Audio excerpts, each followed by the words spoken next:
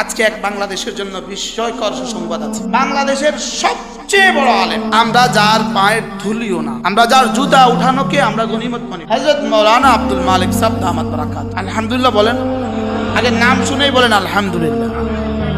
যিনি হাদিসের জগতে বাংলাদেশের প্রথম সারিতে প্রথম, তাফসীরের জগতে বাংলাদেশের প্রথম সারিতে প্রথম, ফিকহের জগতে বাংলাদেশের প্রথম সারিতে প্রথম, সারা পৃথিবীর হাতে গোনা তিনজন আলেমের মধ্যে যিনি একজন, ইনার নাম, ইনি বাংলাদেশি মানুষ, হযরত মাওলানা আব্দুল মালিক সাহেব হাফিজাহুল্লাহ তাআলা।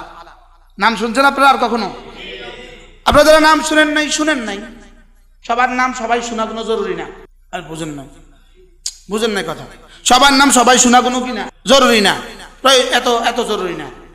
কিন্তু বাংলাদেশের সর্বোচ্চ আলেমে দ্বীন, সুবহানাল্লাহ, ফিকহের জগতে শ্রেষ্ঠ, হাদিসের জগতে শ্রেষ্ঠ, তাফসীরের জগতে শ্রেষ্ঠ, তাকওয়ার জগতে শ্রেষ্ঠ।